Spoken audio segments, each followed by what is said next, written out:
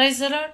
ಲೂಕನ ಬರೆದ ಶುಭ ಸಂದೇಶ ಅಧ್ಯಾಯ 8 ವಚನ 49-50 ವಾಕ್ಯ, ದೇವರ ವಾಕ್ಯ ನಮಗೆ ತಿಳಿಸುತ್ತದೆ. ಪ್ರಿಯರೇ, ಯೇಸು ಸ್ವಾಮಿ ಇನ್ನೂ ಮಾತನಾಡುತ್ತಿರುವಾಗಲೇ ಯಾಯಿರನ ಮನೆಯಿಂದ ಕೆಲವರು ಬಂದು ಯಾಯಿರನಿಗೆ ಹೇಳ್ತಾರೆ, ಯಾಯಿರ, ಗುರುವಿಗೆ ತೊಂದರೆ ಕೊಡಬೇಡ, ನಿನ್ನ ಮಗಳು ತೀರಿ ಹೋದಳು ಎಂಬುದಾಗಿ. ಇದನ್ನು ಕೇಳಿಸಿಕೊಂಡಂತೆ ಯೇಸು ಸ್ವಾಮಿ ಯಾಯಿರನ ವಿಶ್ವಾಸ ಕುಂದಿ ಹೋಗದಂತೆ ಯಾಯಿರನಿಗೆ ಹೇಳ್ತಾರೆ, ಯಾಯಿರ, ನೀನು ಭಯ ಪಡಬೇಡ, ನಿನ್ನಲ್ಲಿ ವಿಶ್ವಾಸ ಹೊಂದಿದ್ದರೆ ಸಾಕು, ನಿನ್ನ ಮಗಳು ಬದುಕುತ್ತಾಳೆ ಎಂಬುದಾಗಿ. ಹೌದು ಪ್ರಿಯರೇ, ಇವತ್ತು ನಮ್ಮ ಜೀವಿತದಲ್ಲಿ ಆಗುವಂಥ ಅನೇಕ ಅವಯವಗಳನ್ನು ಕಂಡು ಅನೇಕರು ಹೇಳ್ಬೋದು, ಅಥವಾ ಡಾಕ್ಟರ್ಗಳು ಕೈ ಬಿಟ್ಟು ಅಷ್ಟೇ ಮುಗೀತು, ಏನು ಮಾಡೋಕ್ಕಾಗಲ್ಲ, ಸುಮ್ಮನೆ ಯಾಕೆ ಪ್ರಯತ್ನ ಪಡ್ತೀರಿ ಎಂಬುದಾಗಿ ಹೇಳ್ಬೋದು.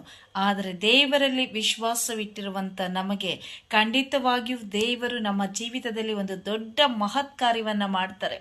ನಾವು ಎಂಥ ಪರಿಸ್ಥಿತಿಯಲ್ಲಿದ್ದರೂ, ನಾವು ಬಿದ್ದು ಹೋಗಿದ್ರು, ನಾವು ಸೋತು ಹೋಗಿದ್ರು, ದೇವರು ನಮ್ಮ ಜೀವಿತಗಳನ್ನು ಬದಲಾಯಿಸಿ ದೇವರು ಹೇಳ್ತಾರೆ, ವಿಶ್ವಾಸವಿಡು, ನಂಬಿಕೆ ಇಡು, ನಿನ್ನ ಯೇಸುವಿಗೆ ಎಲ್ಲವೂ ಸಾಧ್ಯ ಎಂಬುದಾಗಿ.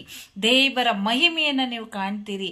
ಆ ಒಂದು ಏನು ಬೇರೆಯವರು ನಿಮಗೆ ಹೇಳಿದ್ದಾರೋ ಆ ಎಲ್ಲ ಕಾರ್ಯಗಳಿಂದ ನೀವು ಹೊರಗಡೆ ಬರ್ತೀರಿ.